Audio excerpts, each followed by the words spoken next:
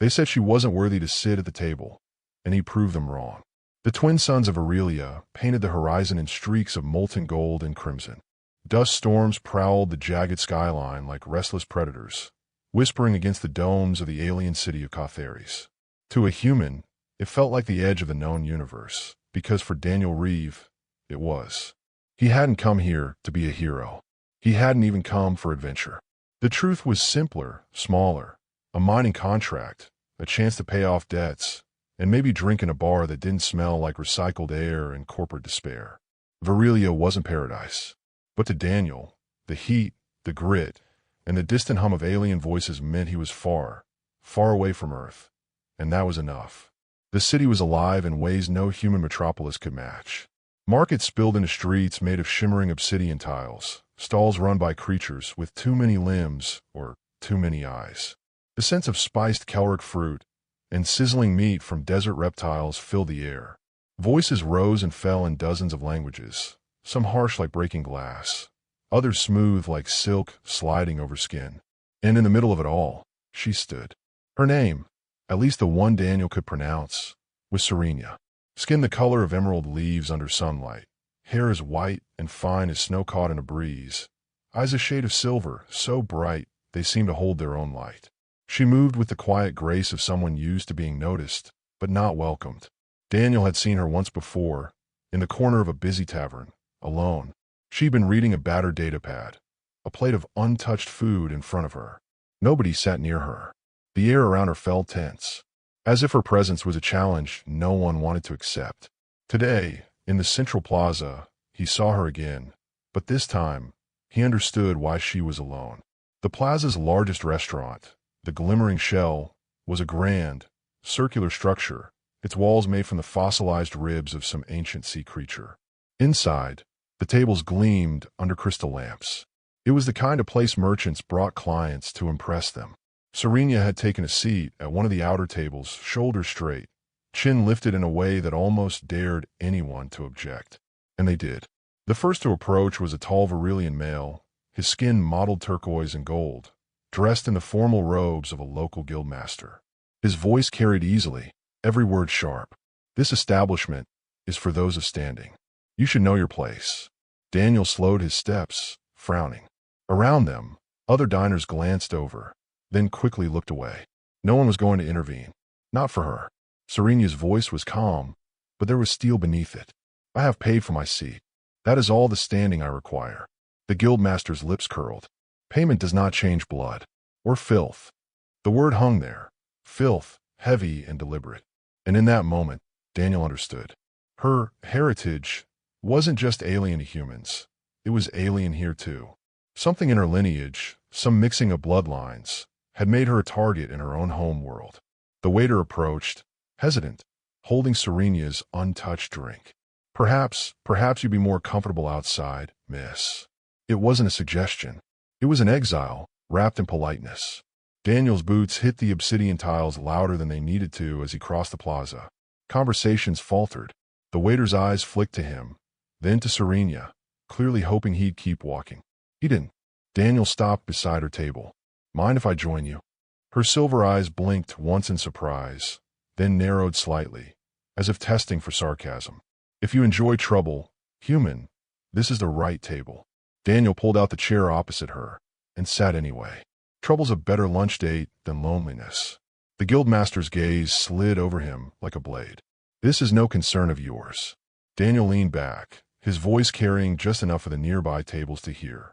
See, that's where you're wrong. Back where I'm from, when someone's told they're not good enough to eat in the same place as everyone else, it becomes everyone's concern. A hush fell, the kind of silence that only happens when a line has been crossed in full view of a crowd. The guildmaster's expression hardened. Humans, always thinking their crude morals apply to the galaxy. Daniel smiled, the kind of smile that wasn't really a smile at all. Guess you're lucky I'm here, then. He reached across the table, picked up Serenia's untouched drink, and took a sip. Not bad. You were right to order this. A ripple of murmurs moved through the restaurant. The insult wasn't just in his words. It was in his presence, his refusal to move, his act of sharing her drink like it was the most natural thing in the world. The waiter froze, caught between obeying the guild master and avoiding a scene. The guild master's jaw tightened. For a second, Daniel thought the man might order them thrown out. Instead, he turned sharply and stalked away, his robe swishing like an angry tide. Serena let out a slow breath, her eyes studying him. You realize you've just painted a target on your back. Daniel shrugged. Wasn't using it for anything important. She smiled then, a small thing, but real. Humans are strange. He grinned. You have no idea. From the corner of his eye, Daniel noticed the other diners. Some still looked away. But a few were watching him with something like respect. Maybe even relief. The suns dipped lower, casting long shadows through the fossilized ribs of the building. Somewhere in the distance, a storm was brewing, the kind that could sweep through the city in minutes. But for now, the air around the table felt still, like something had shifted. Daniel didn't know if he'd just made a friend, an enemy, or both. But he did know this. He wasn't going to let her eat alone again. Not here. Not anywhere. The storm rolled in faster than Daniel expected. One moment, the marketplace beyond the glimmering shell was a blur of colors and voices. The next, the air turned thick, the light dimming as the twin suns slid behind a wall of churning copper clouds. Thin threads of lightning flickered above the city domes, their energy making the obsidian streets hum faintly underfoot. Inside the restaurant, the murmurs from moments ago had faded. Conversations picked up again, but quieter, as if the whole room was watching without watching. Serena didn't move for a while, her silver gaze fixed on the entrance where the guild master had disappeared. Cathares doesn't forget insults, she said finally, her voice calm, but with an edge Daniel hadn't heard before. You should leave the city before nightfall. Daniel picked up his glass, the same one she'd ordered, and took another sip. And missed the local nightlife? I've been told it's unforgettable. Her lips pressed into a thin line. You're not taking this seriously. Oh, I am, Daniel said, leaning forward. I just happen to think walking away from a fight you didn't start is a good way to make sure they keep starting them. She studied him in silence, the faintest twitch in her jaw. Then she stood, her white hair catching the coppery glow from outside, and motioned for him to follow. If you insist on staying, you should at least understand who you've angered. They left the glimmering shell as the storm winds began to sweep grit through the plaza. A curved walkway led them up a slope toward the higher tiers of the city, where the walls were built from thick slabs of black stone and etched with glowing runes. From here, Daniel could see the storm creeping closer, the lightning striking not in jagged forks, but in strange, vertical sheets that hung in the air like curtains. Virilia has a caste system, Serena began as they walked. Not in name, officially, everyone is equal under the charter. But in practice, she gestured to the people hurrying past them. It's in the bloodlines. Certain families trace themselves back to the first arrival. Others don't. And you? Daniel asked.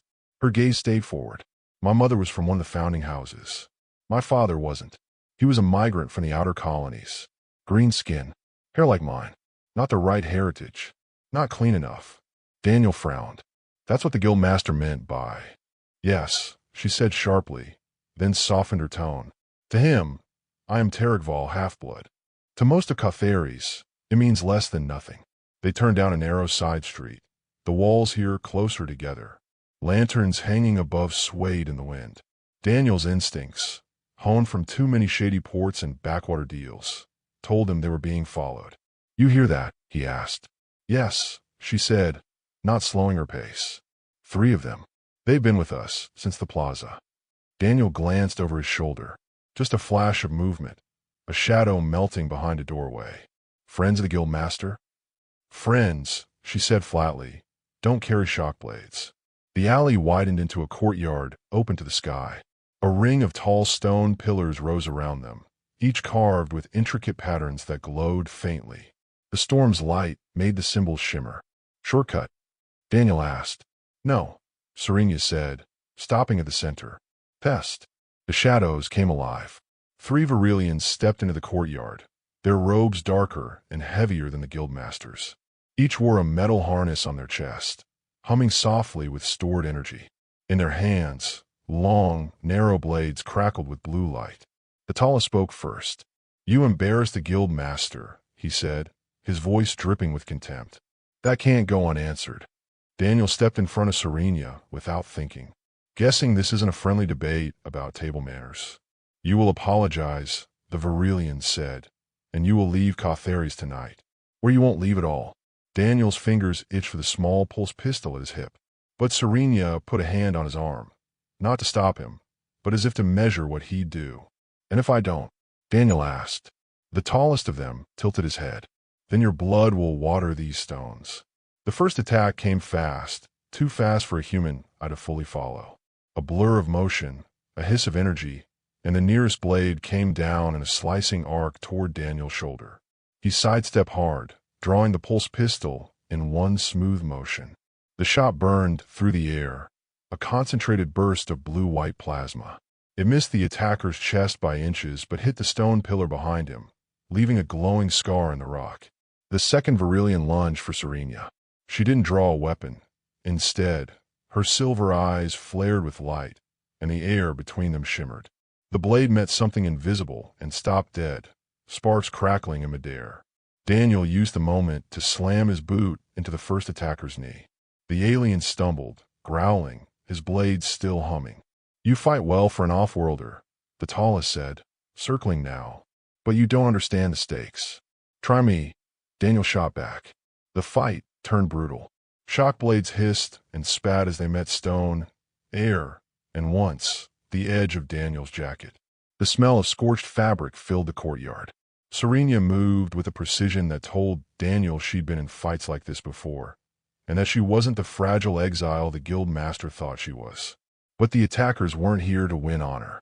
They were here to make a statement. The tallest finally feinted toward Daniel, then pivoted and brought his blade down toward Serenia's back. Daniel didn't think. He moved.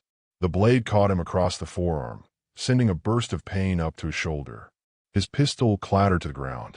Serenia's expression shifted instantly, her calm shattering into something colder. She reached for the nearest pillar, pressed her palm against a glowing rune, and the air around them screamed. A blast of wind and light erupted from the stones, hurling the attackers back. They hit the ground hard, blades skittering away, and didn't get up. The courtyard went silent, except for the storm above. Daniel looked at his arm. The cut wasn't deep, but the skin burned from the shock energy. "Remind me to let you walk in front next time." Serenia didn't smile. This was a warning. Daniel picked up his pistol. "From the guild master?" "From Cautheres," she said. "You stood up for me in public. That means you've chosen side." Lightning split the sky overhead, lighting her silver eyes until they seemed almost molten. "Then I guess," Daniel said, "I'd better find out what side that is." The storm swallowed the city. Sheets of copper-tinted rain hammered the obsidian streets, steaming where they struck the heated tiles. Lightning flickered across the sky in eerie vertical bands, and the air was thick with the metallic tang of ionized dust. Cautheres under a storm was something alive, groaning, shuddering, shifting under the weight of wind and water. Daniel and Serenia moved fast through the winding alleys, their footsteps muffled by the hiss of rain.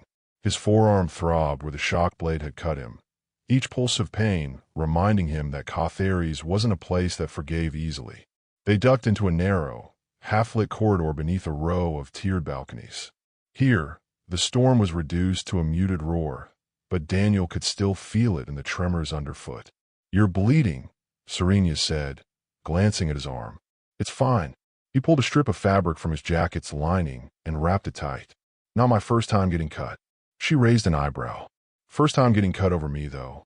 Daniel smirked despite the pain. "Worth it." That earned him a flicker of something in her expression. Not quite a smile, but close. It vanished quickly. "They won't stop now," she said. "You humiliated a guild master and crippled 3 of his enforcers. That makes you a threat. And threats in Cautheres disappear."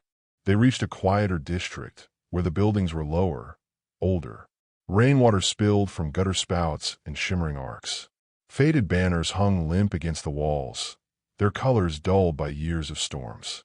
This was the outer quarter, where merchants sold goods without permits, and the city guard came only when bribed. Serenia led him into a cramped shop fronting a maze of narrow rooms.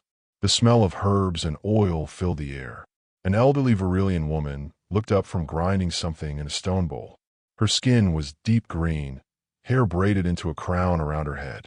Tarakval, the woman said softly, her eyes flicking to Daniel. And a human. Storms bring strange company. This is Mary, Serena said. She's family. Mary's gaze softened slightly. If you've come here, it means trouble. Sit. Let me see that arm. Daniel hesitated, but Serena's nod made him comply. Mary cleaned the cut with something that stung worse than the blade itself, muttering under her breath in a language Daniel didn't know. She's right, Mary said finally. You've drawn attention you cannot survive. The guild will not forgive, nor will the ones behind them. Daniel looked between the two women. You're telling me there's more than one group that wants me gone? Serena leaned against the wall, arms crossed.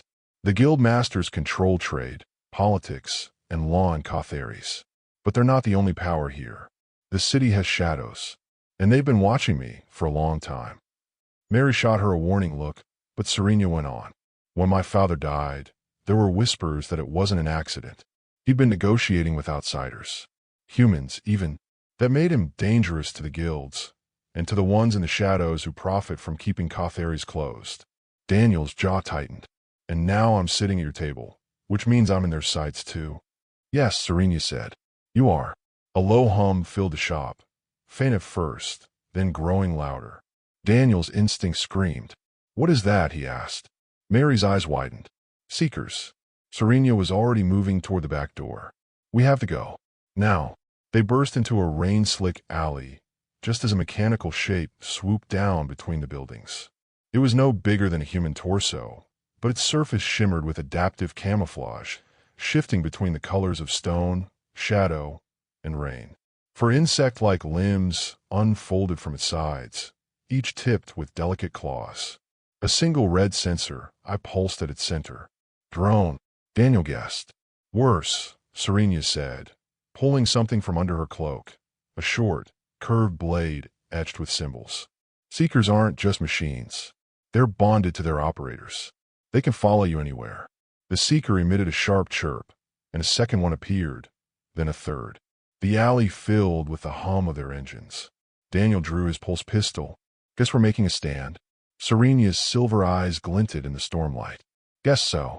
The first seeker darted in low, claws flashing. Daniel fired, the shot exploding against the machine's outer shell. The thing spun out of the air, hitting the wet tiles with a metallic shriek. But the other two split apart, one going high, one low. Serena intercepted the lower one, her blade slicing through one of its limbs in a spray of sparks. The high one dove at Daniel's head, and he barely had time to duck. It skimmed past, its claws ripping a chunk from the wall. The fight was fast and close, the alley amplifying every hum, every strike. Daniel managed to blast the second seeker into a cloud of shrapnel, but the third latched onto Serena's shoulder, claws digging deep. She gritted her teeth, slicing at it with her free hand. Daniel closed the distance, pressed his pistol to the seeker's body, and fired point-blank. The explosion knocked them both into the wall, the smell of scorched metal mixing with rain and blood. They didn't wait to see if more were coming. Mary's shop was already compromised. Staying meant death. Serena led him deeper into the outer quarter, the alleys twisting into a labyrinth. The storm masked their footsteps, but also masked their pursuers. Finally, they stopped in a covered archway, both breathing hard. Daniel leaned against the wall, rain dripping from his hair. So, dinner with you comes with a side of assassination attempts, he said. Serena's breath came in sharp bursts, but her lips curved slightly. You're still here. That's unexpected. He shrugged. Where I'm from, walking away after you've taken a stand makes you a coward. I don't plan on being a coward. Her eyes softened for a heartbeat, but her next words were colder. Then you need to understand this. There's no going back now. You've chosen my side, which means you've chosen exile from safety. And on Virelia, exile often means death. Daniel met her gaze. Then I guess we'll just have to make sure neither of us dies. Somewhere in the storm, a deep bell tolled. Not from a clock, but as a warning. Serena's eyes widened. They've declared a blood hunt, she said. Daniel frowned. That sounds bad. It means, she said, you and I are no longer targets for intimidation. We're prey. The sound of the blood hunt bell was like nothing Daniel had heard before. It wasn't just a noise. It was a signal that vibrated through the bones of the city itself, low and resonant, each toll echoing down the narrow streets like the footstep of some invisible predator. Cathares was changing. Shutters slammed closed. Lanterns were extinguished. The vibrant, chaotic marketplace sounds were replaced by an eerie silence, broken only by the storm and the bell. In the shadows, figures moved quickly, not toward home, but toward the hunt. Serena's silver eyes swept the alleys. We can't stay in the outer quarter. They'll expect us to hide here. Then where? Daniel asked. She hesitated. The Warrens. Daniel frowned. Doesn't sound like a vacation spot. It isn't. It's where Cathares sends the problems it can't solve and the criminals it can't control. And right now, it's the only place we might get lost long enough to survive. They moved quickly, keeping to covered arcades and narrow causeways, avoiding open plazas where the hunters might have vantage points. Rain dripped from the layered roofs. Forming shimmering curtains, they slipped behind. Twice, they passed groups of armed Virelians, the official hunters sanctioned by the Blood Hunt decree, their armor marked with crimson handprints. Each group carried shock blades and short-range pulse rifles. Their eyes slid over Daniel and Serena without recognition, for now. The deeper they went into the Warrens, the more the city changed. The elegant black stone of the central tiers gave way to haphazard constructions of metal, bone, and scrap. The streets narrowed into corridors barely wide enough for two people to pass. The air grew thicker, heavier, laced with the smell of oil, rot, and ozone. Daniel couldn't shake the feeling that even here, eyes were tracking them from every shadow. They ducked into a cramped shelter under a rusted walkway, where an old generator hummed and flickered. Serena crouched, her voice low. They'll track us by movement patterns, heat signatures, maybe even your human scent. If we're going to survive this, we need to change our profile. Daniel raised an eyebrow. Change my profile? What? You mean like alien disguise? Something like that. From a pouch on her belt, she pulled a small vial of iridescent liquid. The colors shifted as it caught the dim light, like oil over water. What is that? Daniel asked. KRYTH skin veil, she said. It'll mask your scent and distort your body's heat signature. Won't last more than a few hours, and it'll itch like madness. Daniel took it without hesitation. Guess it's my size. Her lips twitched. It's liquid. It'll fit. They applied the skin veil in the shadows. It clung to his skin in a thin, almost invisible layer, cold at first, then uncomfortably warm. Within seconds, Daniel's forearm, still bandaged from the earlier fight, looked subtly different. The skin tone shifted toward a faint greenish cast. Congratulations, Serena said quietly. You might pass for a distant cousin. Daniel grinned. How's my accent? She rolled her eyes, but the faint smile didn't vanish entirely. They moved again, threading deeper into the Warrens. The storm above barely reached here. Instead, the sound of dripping water echoed through the tangled layers of metal overhead. Every surface was damp, every corner shadowed. Then they heard it. Not the slow toll of the hunt bell, but a sharper sound. 3 quick chimes, then silence. Serena froze. Scouts. Daniel scanned shadows. Where? The answer came in motion. 2 figures darting across a cross corridor ahead, their movements spider-quick. Their armor was matte black, without the crimson handprints of the official hunters. These aren't guild hunters, Serena whispered. They're shadow contractors. Daniel's gut tightened. Meaning, she said, they're not bound by blood hunt rules. They can kill you in 100 ways, and no one will question it. They took a sharp turn down a narrow service tunnel. Pipes ran along the walls, dripping condensation, and the floor sloped downward. The further they went, the more the sounds of pursuit faded, replaced by a distant, rhythmic clanging. What's that? Daniel asked. Machinery, Serena said. We're under the old power grid. If we can reach the core, we could take a maintenance lift up into the industrial district. From there, we disappear. Daniel smirked. Disappear sounds good. But as they reached the tunnel's end, they saw the problem. The lift platform was already descending, and on it stood 3 shadow contractors, each carrying weapons that hummed with the low, predatory sound of overcharged energy cells. The contractors didn't speak. They didn't need to. The first raised a rifle and fired, the bolt scorching the wall inches from Daniel's head.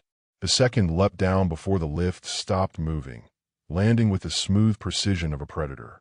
Daniel and Serena moved as one, she ducking low, blade flashing in the dim light, he bringing up his pulse pistol and firing at the one on the platform. The confined space amplified every sound, each shot deafening. The first contractor went down with a burst of sparks as Daniel's shot found the power core on his armor. The second engaged Serena, their blades clashing in a shower of light. The third dropped from above, aiming for Daniel's back. Daniel spun, catching the third with a desperate shove that sent both of them crashing into the wall. Pain shot up his side, but he held the pistol steady, firing point blank. The contractor's armor took most of the blast, but the force sent him stumbling back toward the lift. Serena finished hers with a clean, swift strike to the neck joint, the blade sliding in with surgical precision. The fight lasted seconds, but Daniel's pulse was hammering like he'd run a marathon. He leaned against the wall, catching his breath. "That's," he said between breaths, "the second time today you've saved my life." Serena gave a faint shrug. "Consider us even." They stepped onto the lift, the bodies of the contractors lying still in the tunnel below. As the platform began to rise, Daniel looked at her. "You know," he said, "on Earth, when you back someone in public the way I did, it means you're friends." She met his gaze, her silver eyes unreadable. "On Virilia, it means you've made a choice you can't take back."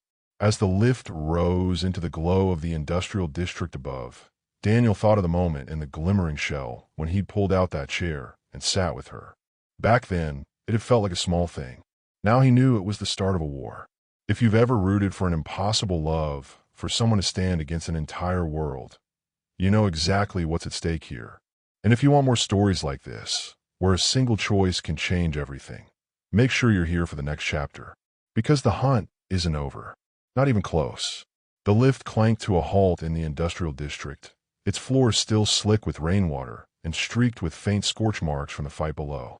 The air here was different, warmer, drier, tinged with the acrid smell of burning fuel and metal shavings. Towering stacks of machinery rose in jagged silhouettes against the storm-lit sky, their vents exhaling plumes of steam that glowed faintly under the copper rain. Serena stepped off first, scanning the catwalks above. "The industrial district is neutral territory in name only," she said. "But guild hunters tend to avoid it. Too many eyes they can't control." Daniel followed, his boots clanging against the metal walkway. "And what about shadow contractors?" "They go wherever the money sends them," she said without looking back. They moved quickly between stacks of cargo containers and humming power conduits, avoiding the pools of light cast by the overhead lamps. Down here, every shadow felt like it could hide an enemy or a friend waiting to betray you. It wasn't long before they reached a row of rust-streaked service doors. Serena stopped at one with a cracked panel, pried it open with her blade, and keyed in short sequence. The door hissed and slid aside, revealing a dimly lit corridor lined with old wiring and hanging pipes. "This place was a relay station for the power grid," she said, "abandoned since the expansion moved north. It's not safe, but it's out of sight." Daniel stepped in, scanning the narrow hall. Better than sleeping in an alley. Inside, the air was musty but dry. The main room still had the bones of its old purpose.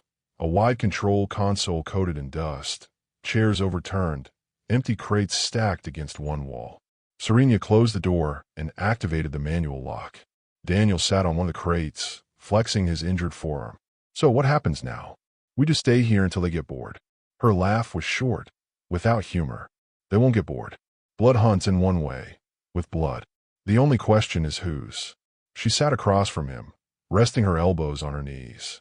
For the first time since they'd met, she looked tired, not physically, but in a way that came from years of carrying too much. "When I was a child," she began, "I thought the prejudice was just words. That if I worked harder, learned more, proved myself in every way, it would end. But every achievement only made them angrier.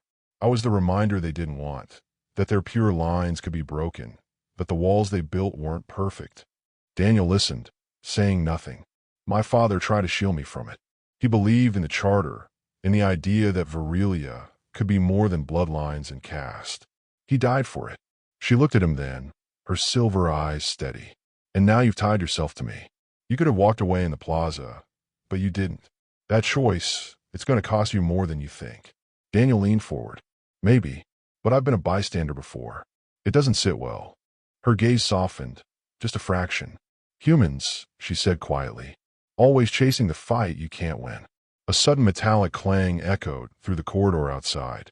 Both were on their feet instantly, Serena with her blade, Daniel with his pistol. The sound came again, closer this time. Then a voice. Don't shoot. It's me. The door's manual lock clicked, and a figure stepped inside. It was Mary, the elderly Varillian woman from the outer quarter. She carried a small satchel and moved with surprising speed for her age. You've made more enemies than I expected in less than a day, she said, closing the door behind her. Daniel lowered his weapon. Guess I'm efficient. Mary's expression was grim. The guild has placed a bounty on both your heads. 50,000 credits, dead or alive. And the shadow contractors aren't the only ones hunting now. Word has spread beyond Cautheres. There will be off-world hunters coming for you. Serena's jaw tightened. That fast. Money moves faster than honor, Mary said. She placed the satchel on the crate between them and opened it. Inside were a set of small metal discs, each engraved with a complex symbol. Signal dampeners. They'll block most tracking tech within 100 meters. Not perfect, but better than nothing. Daniel picked one up, turning it over in his hand. You just carry these around. I just happen to owe your father a debt, Mary said, her eyes flicking to Serena. Consider it paid. They set the dampeners around the room, each one pulsing faintly as it activated. The ambient hum of the relay station dropped slightly, like the air itself had thickened. For a moment, there was silence. Daniel sat back down, letting the tension ease a fraction. But the relief was short-lived. Serena had pulled a small hollow emitter from her belt. When she activated it, a map of Aurelia's surface flickered into view. The sprawling city of Cautheres, the surrounding desert, and beyond that, scattered outposts and spaceports. They'll lock the city before the next sunrise, she said. Once that happens, no one gets in or out without guild clearance. We can't wait for them to come to us. We have to move. Daniel studied the map. To where? Her finger traced a route southeast, away from the main spaceport. There's a smuggler's dock at the edge of the salt flats. If we can reach it, we might find passage off-world. Might? Daniel asked. It's better than certain death, she said flatly. The next hours passed in tense quiet. The storm outside weakened, but the city was still under the shadow of the blood hunt. Every so often, distant shouts or the thud of boots on metal carried through the walls. Daniel tried to rest, but every time he closed his eyes, he saw the moment in the plaza when the guildmaster's words had landed like a slap, and Serena's face had remained calm, too calm. He wondered how many times she'd endured that before today. When he opened his eyes again, she was sitting across the room, sharpening her blade with slow, deliberate strokes. Her white hair glowed faintly in the low light, and her green skin caught the sheen of the metal. You're thinking about Earth, she said without looking up. Yeah, he admitted. About how easy it is to forget that people can live their whole lives under this kind of weight. She set the blade down. Don't forget now. It's why we're still alive, because you didn't forget. Mary left before dawn, slipping out as quietly as she'd arrived. The relay station felt colder after she was gone, the air heavy with the knowledge that the next step would take them deeper into danger. Serena stood, checking her gear. Once we leave here, there's no coming back. The moment we're in the open, the hunt starts again. Daniel holstered his pistol. Then we don't give them the chance to catch us. She looked at him for a long moment, then nodded. Let's move. They slipped out into the pre-dawn streets of the industrial district. The storm had passed, but the ground still gleamed wet under the pale light of the smaller sun. In the distance, the great gates of Cautheres loomed, and beyond them, the salt flats stretched toward the horizon. The path ahead was dangerous, but for the first time, Daniel felt something other than fear. Resolve. The city gates of Cautheres were nothing like the sleek checkpoints Daniel had seen on Earth. These were fortress doors, massive slabs of alloy and stone carved with the history of the Varillian guilds. Their surface shimmered faintly with embedded defense wards, the kind that could stop both plasma fire and physical breaching charges. They stood just inside the shadow of the gates, pressed against the corner of a supply depot. The streets were thin here, the crowd sparse. 2 guild sentries paced slowly before the arch, their weapons cradled in a way that told Daniel they weren't expecting trouble, but were ready for it. Serena glanced at him. Once we're through, it's open ground until the salt flats. No cover. If we're spotted, we run, Daniel finished. I got it. Her lips twitched in what might have been a smile, but it didn't last. She adjusted the scarf around her neck, hiding the sharper angles of her alien features, and stepped out. Daniel followed, matching her pace. Passing through the gates required more nerve than speed. Serena moved as if she belonged there, her posture unflinching. Daniel kept his head down, feigning the quiet resignation of a laborer. The guards barely glanced their way, and then they were through, leaving the steel and stone heart of Cathares behind for a world that looked like it had been drained of color. The salt flats stretched in every direction, an endless, blinding expanse. The sun, one of them, the larger and hotter, had already risen high, turning the air above the ground into a wavering mirage. The wind carried a fine dust that stung the skin and clung to clothing in a thin, bitter crust. Daniel squinted against the glare. We're really walking across this. Unless you know a better route, Serena said, pulling a pair of tinted goggles from her pack. She handed him a second pair. Stay close. This place plays tricks on the eyes. They walked in silence for hours, the only sound the crunch of salt underfoot and the faint hiss of wind. Daniel's mouth grew dry quickly, each breath tasting faintly metallic. Sweat prickled under his jacket, but the air was so arid it evaporated almost instantly. At first, he focused on the horizon, on the thin black shape of a jagged outcrop Serena had pointed out as their first marker. But as the heat settled into his bones, his thoughts began to drift. How far to the dock? He asked finally. If the weather holds. We'll reach it before nightfall, Serena said. If the weather changes, she let the words hang, like a sentence without a verdict. Daniel took a swallow from his canteen, then offered it to her. She hesitated, then accepted, her fingers brushing his. Her touch was cool, cooler than human skin, and he wondered how much of that was natural, and how much came from the unrelenting heat of the flats pulling the warmth from her. By midday, the wind had shifted. The horizon grew hazy, not from heat, but from a pale wall of dust rolling toward them. Serena stopped, scanning it with narrowed eyes. Storm, she said. Salt and silica. We won't outrun it. Daniel glanced around. There was nothing but flatness in every direction. Where do we go? She pointed toward the black outcrop they'd been aiming for. There. Move. They pushed harder, each step sinking slightly into the crusted surface. The air grew heavier, the light dimming as the wall of grit approached. When they reached the outcrop, it was taller than Daniel expected, a fractured spire of basalt jutting from the white plain.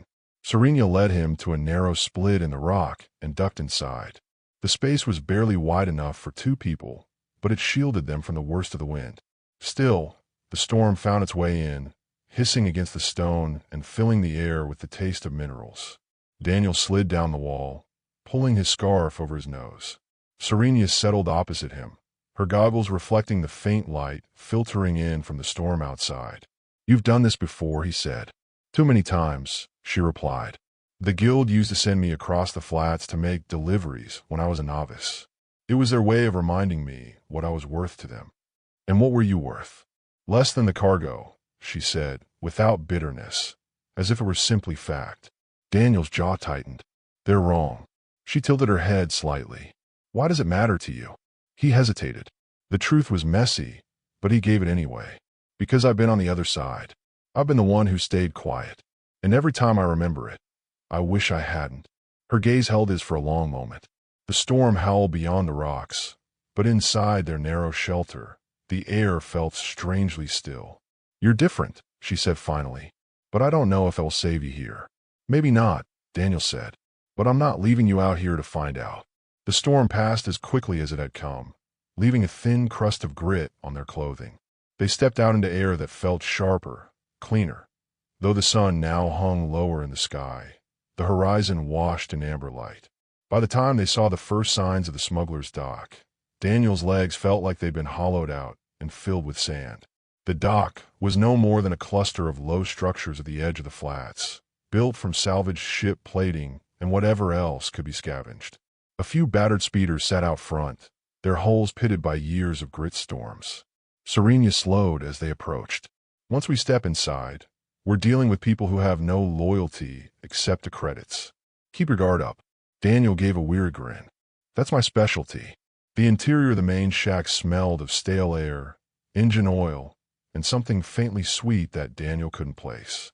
A few figures lounged near a bar at the far wall, while others hunched over data pads at small tables. The air was thick with the murmur of private deals.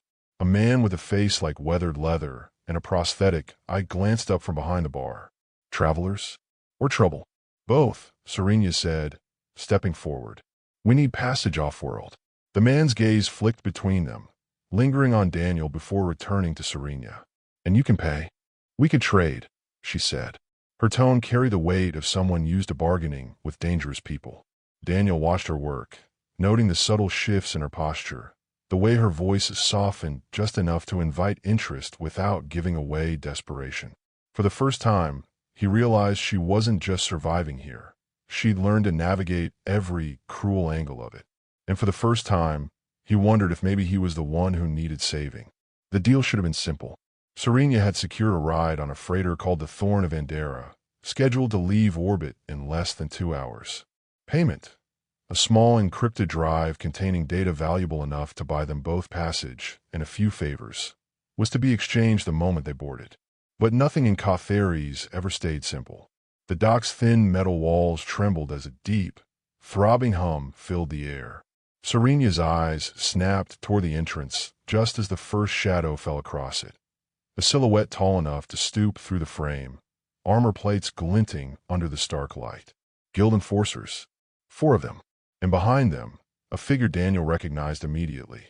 The same officer who had spit out the words, "Not worthy to sit at our table back in the city." Her voice cut through the murmuring crowd like a whip. "Step away from her, human. She's coming with us." The smugglers didn't move to intervene. This wasn't their fight. In fact, Daniel could see a few already shifting toward the exits, keen to avoid being caught between guild politics and armed soldiers. Serena's hand brushed against Daniel's. It was a warning. Don't do anything reckless. But it was too late for that. Recklessness was all they had left. Daniel stepped forward. "She's not going anywhere with you." The officer's mouth curved into something like amusement. "You think you can stand between us and what's ours?" "She's not yours," Daniel said, his voice steady even as adrenaline surged through him. "Not now, not ever." The officer flicked her fingers. 2 enforcers moved instantly, spreading out to flank them. Their armor hissed faintly as they shifted, the smell of ozone following each step. The dock's air felt heavier, oppressive. Serena didn't wait for the first strike. With a sudden burst of speed, she seized Daniel's arm and pulled him toward the rear door. But one of the enforcers was faster, his gauntlet hand catching her shoulder and yanking her back. Daniel didn't think. He moved. His fist connected with the enforcer's jaw, the impact sending a shock up his arm. Pain exploded across his knuckles, but the alien staggered, more from surprise than force. The momentary opening was enough for Serena to wrench free. She shoved Daniel toward the door. "Go," but Daniel didn't go. Not yet. Because the second enforcer was blocking their path, raising a weapon that crackled with contained energy. He knew that if the shot landed, Serena wouldn't get up. So he did the only thing he could think of. He stepped into the shot. The impact was blinding. White fire surged through every nerve, his muscles seizing as if the ground had vanished beneath him. He hit the floor hard, the taste of copper flooding his mouth. Somewhere distant, he heard Serena scream his name. Through the haze, he felt her hands on him, trying to pull him toward the open air. But the officer's voice cut through the dock again, colder now. "Take him. Let the girl watch what happens to those who defy us." That was the moment Daniel understood. They weren't after Serena anymore. They were after both of them. His defiance had painted a target on his back as clearly as hers. The smugglers, sensing the shift in danger, began moving fast. Some slipped out the side doors. Others melted into the shadows. Only one remained, the barkeep with the prosthetic eye. He stepped forward, a long-barreled blaster leveled casually at the nearest enforcer. "This is my dock," the barkeep said. and I decide who leaves it." The officer snarled something in Varillian, and the air exploded into chaos. Blaster fire lit the room in staccato bursts, each shot painting the walls in momentary flashes of red or blue. The smell of scorched metal filled Daniel's lungs. Serena was dragging him now, half carrying him toward the back, weaving between overturned tables as bolts hissed past. They burst through the rear door into a narrow alley that smelled of rust and stale coolant. The Thorn of Endera was visible at the far end, its landing ramp still lowered. "Run!" Serena's voice was raw, her hair wild in the dry wind. Daniel's legs barely obeyed, each step a fight against the lingering paralysis from the shock. But the sight of the ramp pulled him forward. Behind them, the clatter of armored boots closed in. They reached the base of the ramp just as the ship's engines began to spin up, a deep rumble that vibrated in Daniel's bones. A figure appeared at the top, a lean human male with sharp eyes and a captain's bearing. "You bringing trouble on my ship?" he called. Serena didn't slow. "Only the kind worth paying for," she shouted back. The captain's gaze flicked between them, then to the alley behind, where the first enforcer had just emerged. "Fine," he said. "Get in." They were halfway up the ramp when a shot rang out. It wasn't aimed at them. It hit the ramp's release mechanism. With a groan of hydraulics, the ramp began to retract. Daniel's balance faltered, and Serena caught him, her grip almost painfully strong. She shoved him upward with a final burst of strength, but the motion sent her tumbling backward. "Serena!" Daniel lunged, catching her wrist just before she slid off the edge. The weight nearly pulled him down with her. The enforcer was closing in now, his weapon raised. Her eyes locked on his, steady even as her fingers tightened around his. "Let go," she said. "Not happening." Daniel gritted. "You won't make it if you try to pull me up," she said, her voice calm in the middle of chaos. "I'm not losing you to them." "Too bad," Daniel said, bracing his feet against the ramp and hauling with everything he had left. The enforcer fired. Daniel felt a shot tear past, close enough that heat kissed the side of his face. Then Serena was up, rolling onto the ramp beside him as the ship lifted from the dock. The alley fell away beneath them, the enforcers shrinking into figures swallowed by the dust. Inside the ship, the hatch sealed with a final clang. The sudden silence was deafening. Daniel collapsed against the wall, breathing hard. Serena sat across from him, her skin streaked with salt and grit, her hair wild and luminous against the dim cabin light. "You're insane," she said finally. "You're welcome," he replied. For a moment, neither of them looked away. The space between them was heavy with everything they'd almost lost and everything they hadn't said. The Thorn of Endera's engine smoothed into a steady hum as the ship cleared Cathares' upper atmosphere. The viewports showed only the fading curve of the planet below, its molten orange horizon bleeding into the darkness of space. Daniel sat on a narrow bench in the cargo bay, his shirt torn where the shock weapon had burned through the fabric. The ache in his ribs pulsed with every breath. A medic, human, but with cybernetic hands that moved like liquid metal, wrapped a thin membrane over the worst of the damage. The material hissed faintly, sealing to his skin like a second layer. "You'll live," the medic said without looking at him. "Hurts like hell, but I've seen worse." Daniel tried for a smile, glad to be in such esteemed company. Serena hovered nearby, her arms crossed tight across her chest. She hadn't spoken much since they boarded, and her silence felt louder than the medic's tools. When the medic left, the ship's captain stepped in. He leaned against the bulkhead, arms folded. "You bring heat like that into my dock again, and I'll space you both." "Clear." Daniel nodded. "Crystal." The captain's gaze softened, but only slightly. "We've got a few jumps before we reach the next port. Until then, stay out of my way and stay in your quarters." He turned to Serena. "And you, whatever's on that drive you gave my quartermaster, it better be worth the trouble." She met his eyes without flinching. "It is."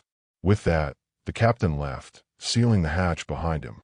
The hum of the engines returned as the dominant sound, steady and almost soothing. Daniel watched her for a long moment. "You okay?" he asked. Her gaze dropped to the floor. "You should have let me fall." "Not a chance," he said immediately. "You don't understand," she replied, her voice sharper now. "Those people will never stop. They'll follow us across systems if they think there's a chance to make an example of me." You almost died because of that. Daniel leaned forward, wincing at the pull in his ribs. Yeah, I almost died. But you didn't. And I'd take that trade again. Something flickered in her expression. Frustration, relief, and something deeper that she didn't name. She sat down opposite him, their knees almost touching. For a while, they said nothing. The quiet wasn't empty. It was full of unspoken things. The weight of the chase, the heat of the dock fight, the memory of her hand in his as the ramp threatened to close. Finally, Serena broke the silence. On my world, green skin marks you as a child of the first storms. It should mean strength. But the guild turned it into a reason to fear us, to keep us outside their walls, to take what we built and say it was never ours. Daniel's jaw tightened. Sounds familiar. She tilted her head. Your world has that too. Oh yeah, he said. Different words. Same poison. They sat in that shared understanding, the distance between their cultures shrinking. A soft chime sounded from the overhead speakers, followed by the captain's voice. We've cleared Kothari's jurisdiction. You've got temporary quarters assigned in Deck 2. Don't wander. Serena stood and extended a hand. Come on. You need rest. Daniel took it, letting her help him up. The contact lingered, her fingers warm, the faint scent of something like citrus clinging to her. They walked together through the narrow corridors, the walls lined with pipes and low-lit panels. Their quarters were small, 2 bunks, a single folding table, and a viewport that framed the endless sweep of stars. Daniel sat on the lower bunk, exhaling slowly. You ever been off-world before? He asked. Once, she said. Didn't go far. The stars were the same, but the air didn't smell like home. And now, she looked out the viewport. Now the stars are the only thing that feels constant. Daniel leaned back against the wall, feeling the pull of fatigue. We've got a few jumps before the next port, he said. What happens then? Serena turned from the window. If the captain's willing, we'll head toward a free system, somewhere the guild's reach is weaker. And if he's not, her lips curved in a humorless smile. Then we run again. Daniel studied her, the set of her shoulders, the quiet steel in her voice. He knew that running had been her life for a long time. But now she wasn't running alone. Hours later, after the ship's lights dimmed to simulate night, Daniel woke to the faint sound of someone moving. Serena was at the viewport, her silhouette framed by the starlight. You can't sleep? He asked. She didn't turn. Too many what-ifs. Daniel swung his legs over the side of the bunk. Like what? What if they find us before we reach the next port? What if the data isn't enough to buy safety? What if the next dockmaster decides greenskin is bad for business? He stood and crossed to her, slow enough that she could step away if she wanted. She didn't. Here's another what if, he said quietly. What if we stop thinking about all the ways it can go wrong and start thinking about what we can make go right? Her head tilted slightly, eyes still on the stars. That's very human of you. Guilty. They stood there a long time, the silence now soft instead of sharp. Somewhere deep in the ship, the engines thrummed like a heartbeat. Outside, the stars stretched on forever. For the first time since Kothari's, Serena let herself believe that maybe, just maybe, they could make it through the next jump without losing everything again. The Thorn of Andera emerged from its final hyperspace jump with a low shudder that rippled through the hull. Outside the viewport, the port station of Varela Prime floated like a steel blossom in the dark, petals of docking arms radiating around a massive central ring, its surface lit in blues and golds. Daniel leaned against the edge of the viewport, watching the station grow larger. His ribs still ached, but the bruising had faded to a dull purple under the medic's membrane. The hum of the ship felt calmer now, almost like it, too, was relieved to be stopping. Behind him, Serena was at the narrow table, sliding a slim crystal data drive into a shock-proof case. This is it, she said, her voice quiet but steady. The evidence? He asked. She nodded. Everything the guild did. Every dock they blacklisted me from. Every ship they sabotaged. Even the orders for the food hall to expel me last week. It's all here. Daniel studied her. And you think someone here will care enough to act on it? Her eyes flicked up to meet his. I think someone here will care enough to sell it to the right people. And in the right hands, it will hurt the guild. The ship docked with a muffled thud, and the airlocks cycled open. Varela's air was cooler, with a faint metallic tang that clung to the back of the throat. The station's corridors were wide, polished, and cleaner than any dock Daniel had seen in months. Neon signs curved overhead in languages he didn't know, their lights sliding across Serena's green skin in soft gradients. They walked together toward the marketplace, the case tucked under her arm. Daniel scanned every face they passed. Old habit now, but the crowd was a sea of strangers. "You ever been here before?" he asked. She shook her head. Too far from Katharis. Too far from anywhere that felt like home. He caught the way she said felt, the quiet weight in it. In the center of the marketplace, a fountain rose in twisting spirals of water, suspended in microgravity. Children darted around it, laughing, while vendors called out their wares. Steaming skewers of spiced meat, silver thread fabrics, hummingbird-sized drones that flitted between stalls. Serena slowed, eyes tracing the scene. "Do you see them?" she asked suddenly. Daniel's hand twitched toward the knife at his belt. "See who?" "People not caring who sits at their tables," she said softly. "Humans, Kithari, Andoran, all eating in the same place. No one turning their backs." Daniel followed her gaze. Around one stall, a human in a worn leather jacket laughed with a scaled urine over a shared bowl of soup. At another, a group of Tlaren, their translucent skin catching the light, sat beside two human miners. It was nothing special, and that was what made it powerful. They found a small booth off the main lane and sat across from each other. Daniel ordered something that looked like dumplings but glowed faintly blue. Serena asked for a hot broth that steamed like dry ice. "This is what it's supposed to be," she said, stirring the broth with her spoon. "No titles, no barriers." Daniel nodded. "And no one telling you where you can or can't eat." Her mouth quirked into a smile. "You're not going to let that go, are you? Not when it makes you smile like that." They ate in silence for a while, the noise of the market filling the space between them. When they were done, Serena set the case on the table and rested her hand on it. "I don't know if this will change anything," she admitted. "The guild is old, deep-rooted. They'll survive even if this hurts them." Daniel leaned forward. "Maybe, but they won't survive forever. Every system like Varela, every person willing to share a table. It adds up. That's how change starts." She studied him, her silver-white hair falling into her face. "You believe that? Enough to stake my life on it." Her gaze softened, and for a moment, the noise of the marketplace seemed to fade. Later, as they walked back toward the docking ring, Serena slowed beside the fountain.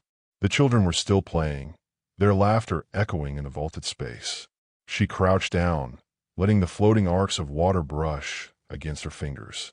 "When I was a child," she said, "I used to dream about places like this. Places where green skin didn't mean danger. Where I could just be." Daniel crouched beside her. "You're here now."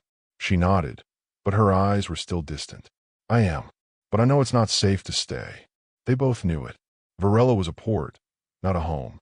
The guild's influence might be weaker here, but it wasn't gone. Back on the Thorn of Andera, Daniel closed the hatch to their quarters and leaned against it. "You're thinking about running again," he said. Serena set the case on the bunk. "Not running. Moving forward. There's a difference."